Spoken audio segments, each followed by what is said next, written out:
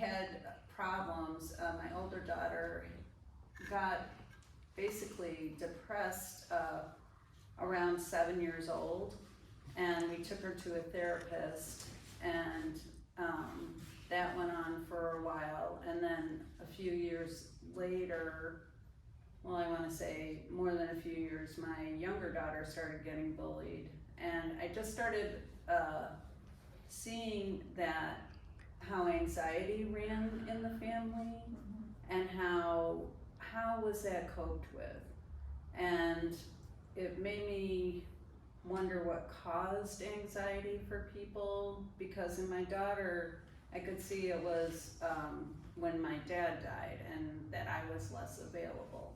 So there was not the right attunement. I couldn't be as attuned to her anymore. And then, you know, how had I not been attuned to? How had my mother not been attuned to? It made me realize that my mother losing her first baby was stillborn, and it made me realize how much that really affected her, although in that era they didn't talk about stuff like that at all. They told us about it, but there was like no self-pity. However, looking back at it, I really think my parents were actually in a depression when they had my siblings and me, so 3 kids, but they were raising in the middle of being depressed, and so I think that affected us too. So just looking at patterns, I got very interested in it. We lived in a suburb that's kind of famous for it's where Mean Girls and all the John Hughes movies were set. There's a really high expectation of, you know, excellence and athleticism, and we're a bunch of nerdy, sensitive types, arty types, and it's hard to fit in that kind of world. And all of those things made me very like hostile towards society's expectations of mothers, made me feel a lot of empathy for, you can see people struggling with that narrative, and it just made me interested in the whole thing, like what causes anxiety, what causes depression. It's usually an event or something not being met, in somebody's needs not being met. Sure. Working with topics that are incredibly personal, what made you want to investigate that subject, first personally, but also then publicly, like in this setting? And through that investigation, have you learned something different about that topic by engaging with it artistically?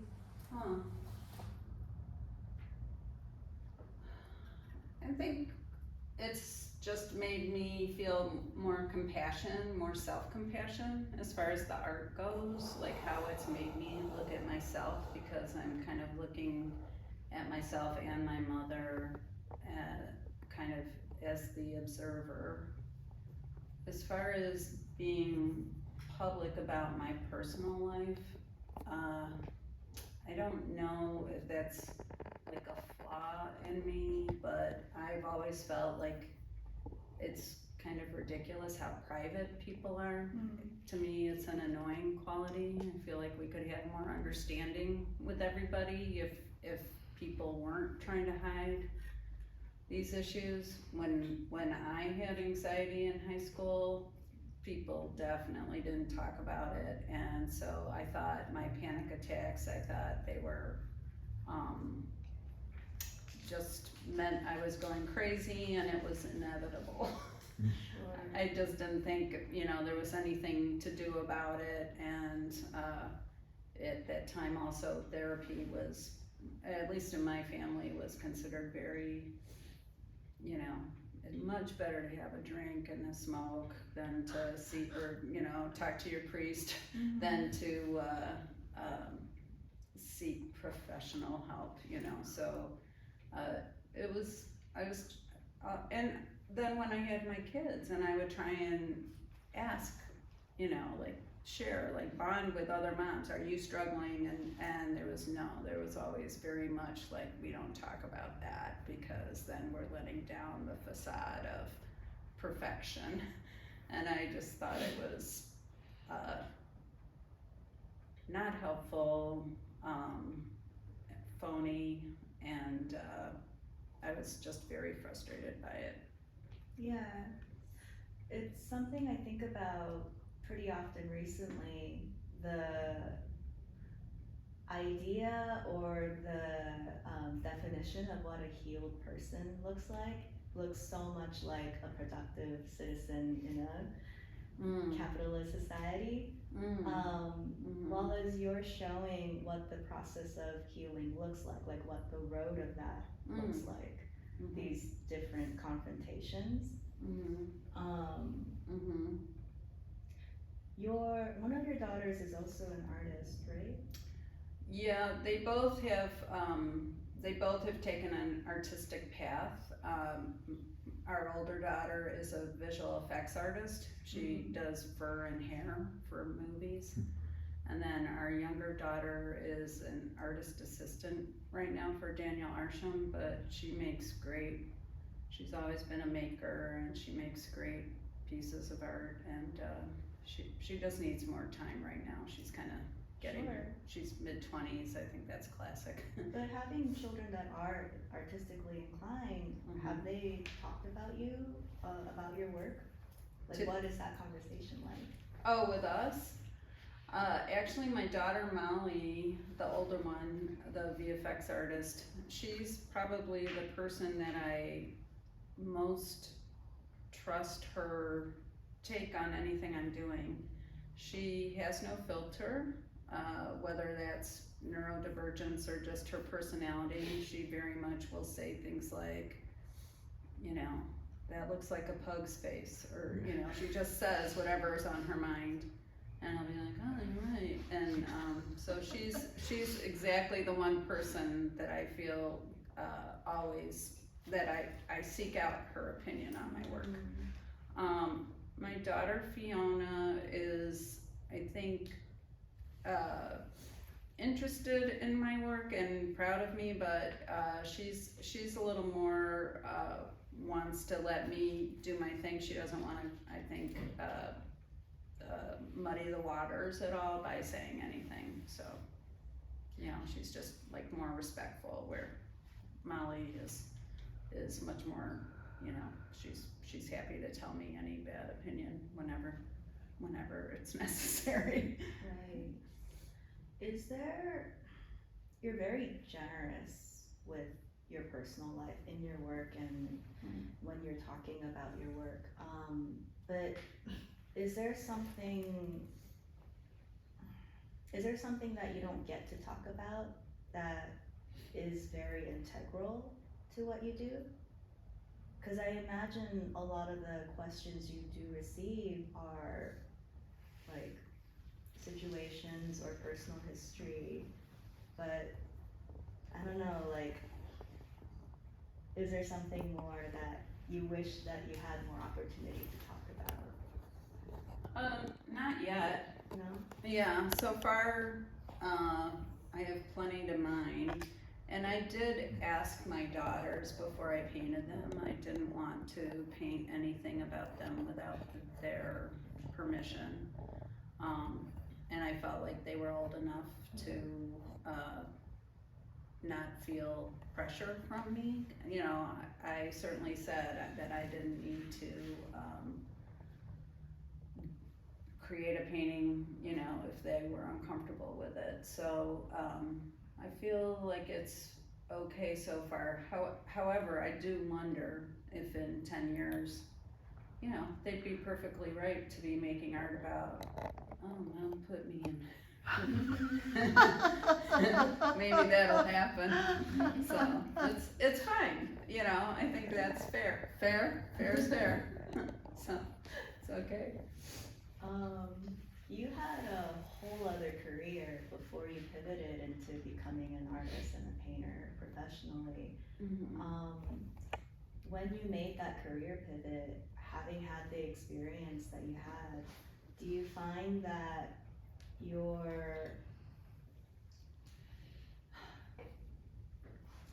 do you feel like you get pulled into the different traps of being an artist, like the competitiveness, the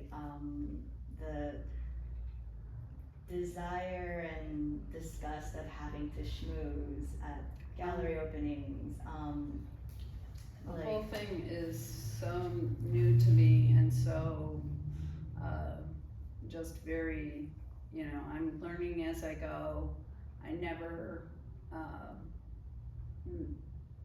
didn't know there was art like this when I graduated college. I wanted to be an illustrator when I was in college, and then MTV came out and I wanted to do kind of motion graphic type stuff, but I ended up being a producer for a bit, and then so I just really didn't know about galleries, about painters. I knew no contemporary painters during those years at all, and so it is all new to me and surprising, and it seems inorganic and in a lot of ways not arty. Like, it seems like there's a lot of rules, and I don't think of art as having like gatekeeping and whatever. So I don't know. I like going to all the gallery openings because I'm learning about the art. So for me, I'm playing catch up, and I love seeing all the stuff, and I'm super excited by it. But as far as the business side of it, it's a bit of a mystery to me, and I'm learning as I go. well, the reason why I ask that is just because if you guys are ever lucky enough to go to a gallery opening with Amy, you'll often find that she'll just be like, oh, there's the artist, I'm gonna go talk to her, and she just makes her way. And I don't know anybody else that does that. Why? Oh, there's the gallerist, I'm gonna go talk to her. You have Why? this boldness that I think comes from not being integrated or marinated so long in the social culture of the art world, where you're very like hyper aware of the different faux pas that exist. But then that also becomes kind of an obstacle that people have. I don't know. I've thought of that, Julie. I have really honestly thought of that because I am super sensitive, as I think most artists are, and stuff can really get you down. So I think, like, if I had been trying to make this body of work for the past 30 years, or if I had like different series of bodies of work, and where would I be if I was just like trying for all that time and not getting anywhere? I'm sure I would still be painting, but I also think there would be a feeling of being beaten down, because I see that on Instagram posts, like people who, that's what makes me think of it, because I'm older, obviously, trying to start my career. And so I do think I have like a certain amount of push or initiative or whatever at this point, that I don't know if it's kind of like what would have happened. I have no idea what would have happened if I had been working all this time. And at this point, I do feel kind of like I have nothing to lose. All I want to do is try. That's all I can do. So I'm trying, and that's where I'm coming from. Do you find that if you had started your painting practice when you were much younger, would you have been exploring the same topic, or would it be different? I wouldn't have, because I didn't have kids, I had my first daughter when I was 35, and so, like, if I had been painting from 20 to 35, I wonder what I would have been painting, aside from painting just like from life, which I was doing, I did do for like 15 years previous to doing this work. On the weekly, I was painting from a model, but I don't know, I think I would have been probably painting about politics or feminism or something, I'm not Or your really sure. parents, maybe. Yeah, I could have, I mean, but you did have half the show had already happened. yeah, in life, yeah. The thing is that, it sounds weird to say, but when your parents die, there's a lot of freedom in that, because then you no longer feel judged. And I, feel free to say whatever I want to about them, and in a way that, like, I'm asking my kids if it's okay if I paint about them. I would have known they would not, my parents would not, they were private. They would not want to share, you know, that my mom lost a baby. She'd be mad about that. But I feel fine doing it. Good. Sometimes when I'm working on my things, and I also deal with personal history, Yeah, there are versions of people that it involves yes, topically, yes. and there's this hypothetical and imaginary conversation that happens. Yeah, Does that happen with you, with your parents? it does, and I maybe chat with them a bit while I'm doing it, like, you know, there's a bit of kind of the loving kindness prayer, like, you know, I love you, I forgive you, will you forgive me, kind of thing, like, let's just say this all happened, let's not deny it, and let's have compassion for each other, kind of thing. Is that a space you find only within your practice, or do you find that you've always had that voice or those voices? I did not have that voice till therapy. I did not have that voice at all. I was super self-critical, and I think because things in my personal life kept not being perfect, there was no way to not recognize that I'm just a human, and the people in my life are just human, and the people in the world are just human, and it just, therapy really helped me allow for all that, and it just, I think I've always had a lot of empathy, but it really developed my, sense of, just more compassion, just feeling more, like everybody is struggling, everybody's doing the best they can, and just recognizing that, like even if they're doing something terrible, like even like when I was drinking every night because I was furious, that was the best I could do at that moment, okay? And I have to say, like, oh, that's okay, that's what was happening, and that's fine, you know. Yeah. So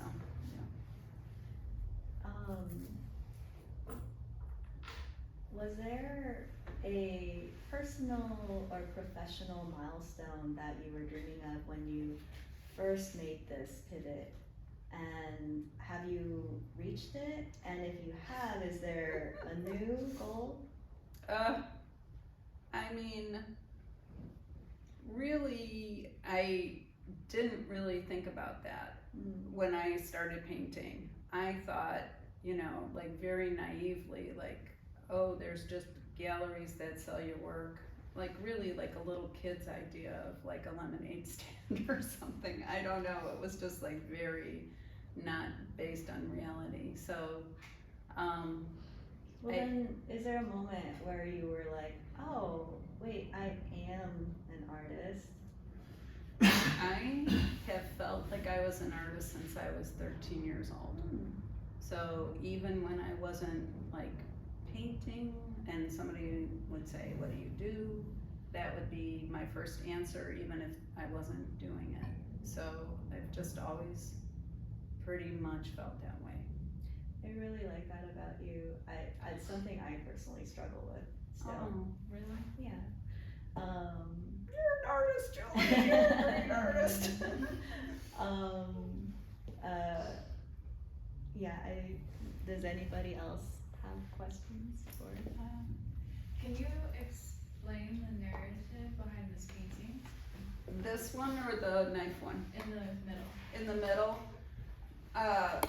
my daughter Molly, that's who it is, she's a very anxious person, and like I said, anxiety runs in the family, and she's somebody who, she gets comfort from cuddling, and I can only take it for so long, and then at first it's like, okay, 1 minute, okay, I said 1 minute, okay, did you hear me? And then what ends up happening is I get mad at her, and then I feel guilty.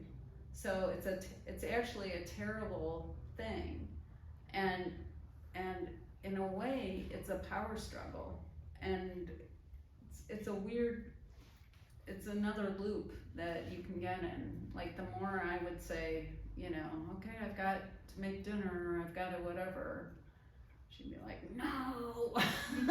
So,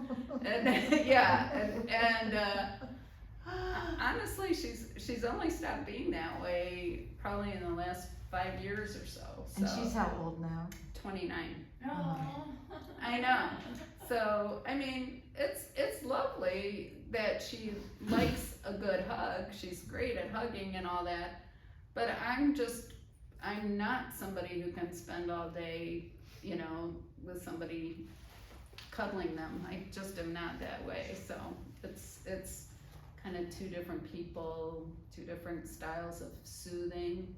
She was kind of looking to me for her soothing instead of learning how to self-soothe, which is something like I was always trying to work on with her. So she has a cat, you know, that helps. Joining with you in that question for a second, I've noticed that some of the figures, many of the figures in your compositions have a dark line around them, as though they're cut out, possibly removed. I don't know, that may be my own interpretation of what I'm seeing. But is there anything to the outlining of the figures in some of these paintings? There's no like psychological reason or something. It's just an aesthetic thing. Like it's, as we all know, like I felt like the painting needed that, and that's really the explanation I can give. Do you think that it's related to sort of your like illustration and being around like MTV and thinking about like kind of pop sort of like I do TV wonder, and video yeah. and things like that? I do wonder. Somebody asked me, like they said there's a bit of a cartooniness, and I had never really thought of that. But I think growing up with TV and, like you say, illustration, thinking about illustration, I do think that must be part of it. Unconsciously, I didn't really ever think of it. It does sort of, to me, sort of go in between like, you know, push-pull color theory, like kind of emotional color choices, ab-X, and like The Simpsons or King of the Hill or something like that at the same time. And also even like the very honest subject matter. And, you know, I notice a lot that like in fine art, like you don't usually get like, you know, this kind of, a lot of times you don't get that, like if you do something that's quite harsh, which that painting of you and your husband there with you yelling is like so unflattering of yourself, and you know, it's so confessional, but just thinking about like in fine art, people doing stuff that's quite harsh, it's makes so much more of an impression than like in cartoons. You see that kind of thing all the time, but to do it in art is very shocking. And have you thought about that at all? I mean, I sort of think it has to do with like point of view, because when you're looking at a cartoon, it seems more like it's the every person, and it could just be like the other, we're making fun of them. Mm-hmm. But when an artist is doing it, it's like the author is speaking, and so it's all you know. Mm-hmm. Yeah, I think that's interesting, everything you say. I do feel like all these works, even though they're have to do with my family and me, and I'm in so many of them, they're really, I'm still the observer of what's happening. Like I don't feel like I'm inside the story. It's a memory and or a distillation of a situation, and I'm observing it and trying to express it in the most emotional way I can. So whatever tools I can use to make it have an emotional punch, that's really what I'm going for in all of them. Because I want people to feel what I think they should feel about it. Body language really figures largely into so many of these compositions. And there's a harsh angularity to a lot of the gestures, Yeah. the postures. Again, is that just what the painting wanted?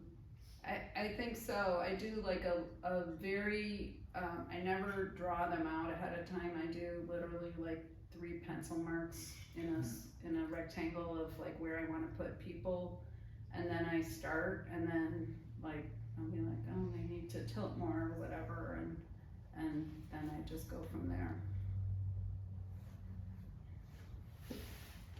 Can I ask about the color choices of, I assume your father here, Mm-hmm. and then your husband, Knox here. Mm-hmm.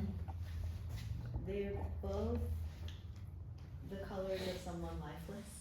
Yeah. Because I only ever see it again with the baby. Yeah.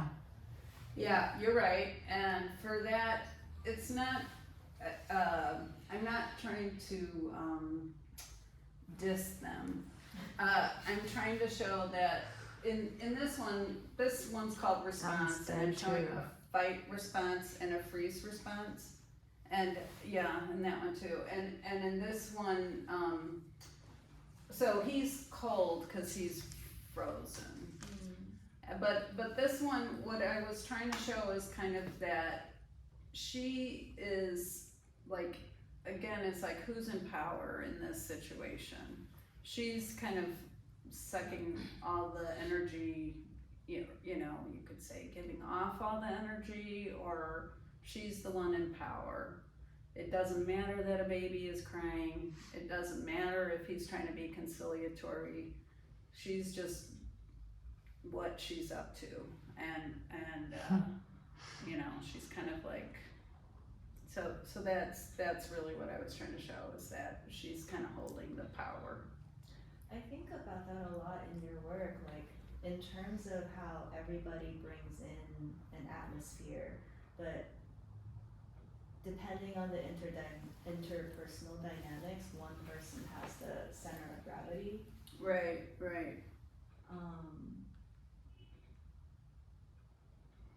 Does the center of gravity, is that a topic that you reflect on?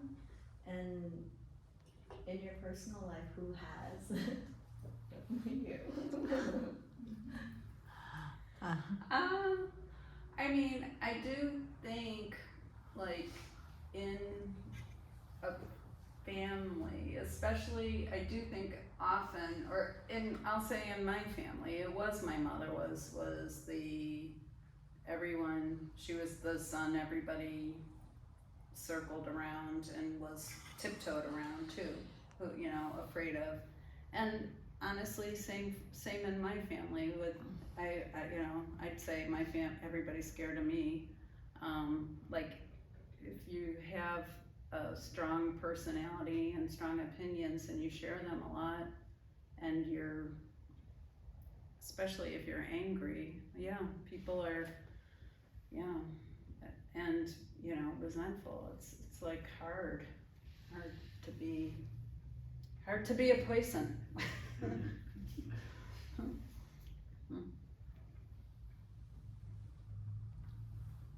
Anybody, anything else? I think these are feminist paintings. I mean, I really think that women are centered in the paintings, and women's relationships with women.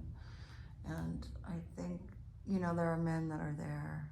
who are playing dead and Yeah. trying to help. Right, I agree, like, kind of, maybe not aware of what is internally happening for the female. Like, my dad was a very stoic person, and he was very, you know, he had 3 daughters and a wife, and he worked in a business that was full of women, and he was very unflappable. And Wow. yeah. I don't know. He was just very, you know, like, but did that mean he wasn't aware? I kind of think a bit of that, you know, like, was he dialing in, you know, so, or was he just kind of like, that's gonna happen whether I get involved or not, and so that's just gonna carry on, and if anybody needs me, they'll let me know. I think there was a bit of that. So, yeah. Was the juxtaposition of color and content intentional? Because I'm thinking about this painting here with the sleeping husband. You've got this purple house and a bright sunny day and this perfect lawn. And I mean, it's the setup for the Leave It to Beaver house, only not black and white. And yet the colors are so vibrant. I mean, you've got the pink and you've got this darker and you've got these really vibrant colors. These colors typically associated with joy and happiness. But then you have this really intense scene happening. Yeah, I did want that. I wanted it to feel a little unreal. And like I said, I'm being fight, so I'm hot and bothered, and he's being free, so he's like Taking a nap. Yeah, he's asleep and cold looking and checked out, and you know, kind of like when you see movies of Arizona, or you know, that bright sun and that kind of unreal cookie cutter houses and stuff like that, I wanted it to feel a bit like that. And then the person's coolness. I mean, there's nothing worse than being angry at somebody who's asleep. It makes you even more angry because they don't receive or participate in the anger. So that's exactly like what we learned about, and that's kind of what this is about, is that like the more somebody shuts down, the more other people, I could say this about a lot of people, but this was a real situation with my husband where like he closes down if I get angry, and that makes me angrier. So we can't break out of that unless one of us changes our behavior. And it was like, I think even though I'm showing such horrible frustration and anger, he's probably just as frustrated, but he's just completely checked out, you know, because what, I mean, we all have our own kind of go-to behavior, and if that's your go-to, you know, like if, again, this could have to do with nature or how you're raised, like, oh, it does no good to argue, you know, they want to have their opinion or whatever, then you'll just be quiet and suck it up and get an ulcer or whatever, you know, it's all of that. Yeah, so I try to choose colors intentionally in all my pieces. I try to choose them to amplify the emotion the most that I can, or what I'm trying to say the most. Or, you know, same with the composition. Like this floor, I wanted us to feel kind of off kilter, off balance, you know.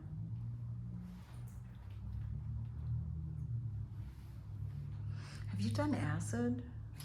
No, I haven't, but I did, I don't even know what it was called. I mean, I do know what it was called. It was MDA. So, Oh, different. Right. More fun. I mean, Less insane. yeah, I don't know. Just yeah, that it was floor, pretty- like, just drops you that floor sort of drops you straight down.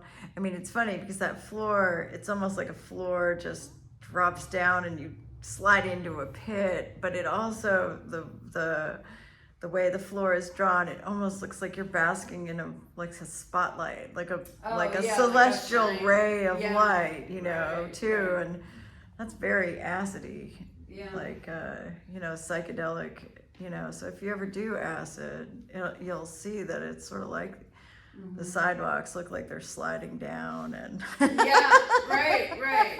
No, I can really, like, yeah, things extend or whatever, like yeah, telescoping. Yeah. Right.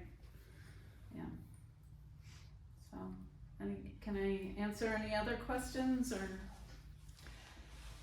I feel, okay, so like there's a lot of energy, like shouting almost from these paintings that as the viewer I'm receiving, and I feel almost like I'm taking part in these like scenes, scenarios. When you're working on each piece, are you playing over in your mind where it's coming from, like the memory, or like what is your process while you're working on these pieces? I don't really play over it. My process is usually to conceive the idea, make a little thumbnail, think of the colors, and then just start working it out. I might have photos of my parents in this era, but they're not seated like that. So then I'll either use a selfie stick or have somebody else in the house pose in that position and then paint it. Like this, I took pictures of us doing this because she was home and stuff like that. But like me drinking with the baby, I like was holding a cantaloupe, you know, and so I just pose myself or find photos for the ironing board. That was a kind of a classic 60s pattern type thing, you know, so I kind of combo a little internet, a little current photos, and my dad also was a photographer, and he would put us in, he worked for a textbook company, so we were sometimes models for stuff. wow, that's So great. there was a dark room in the house, so there's like a lot of what are those sheets, proof sheets and stuff of us when we're little and that, so. Jumping in on that question, you've mentioned, your kids' relationship, your children's relationship to your art,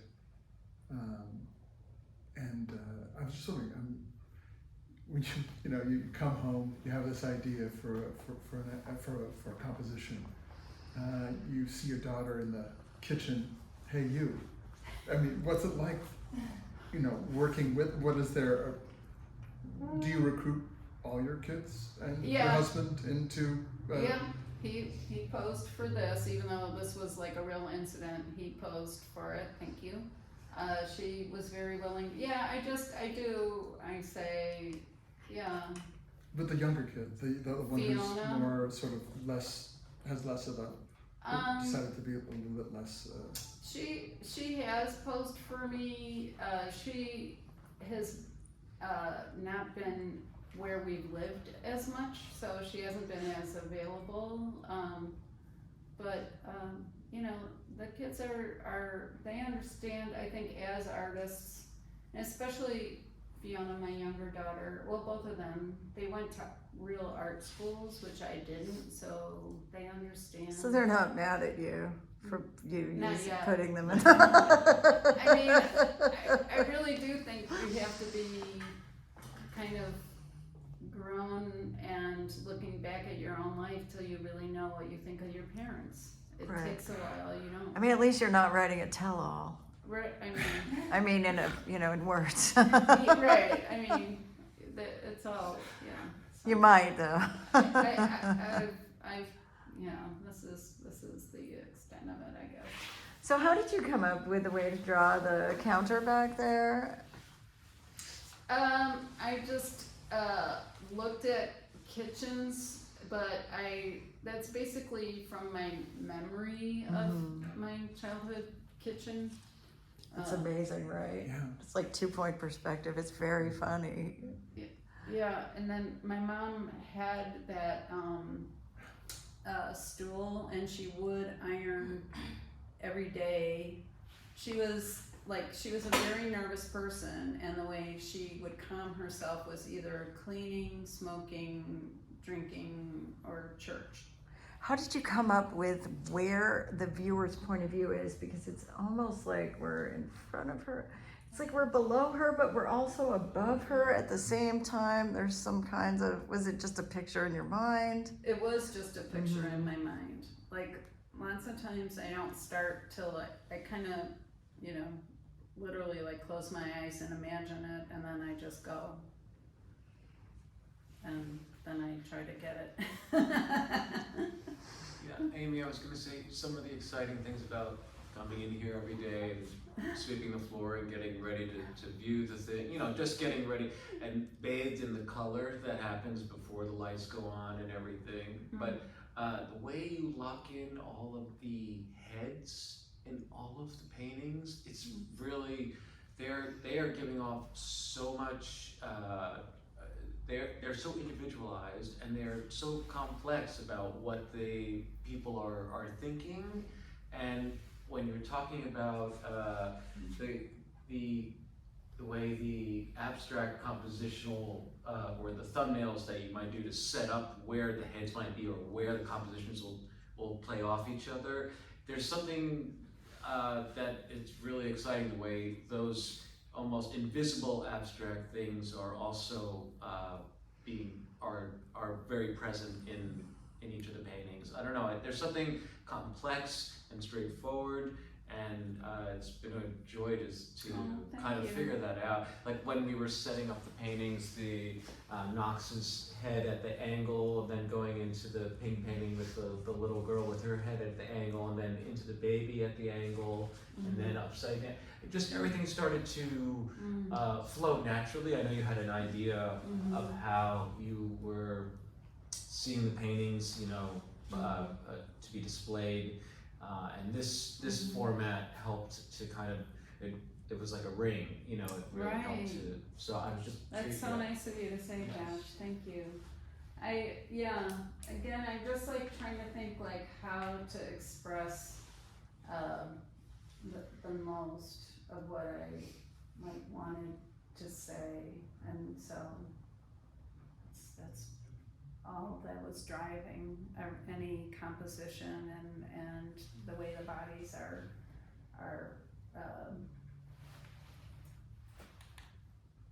what they're up to. Yeah.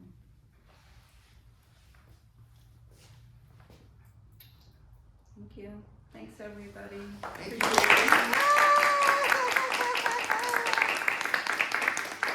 Yay! That was great. Thanks, Amy. I appreciate everybody coming.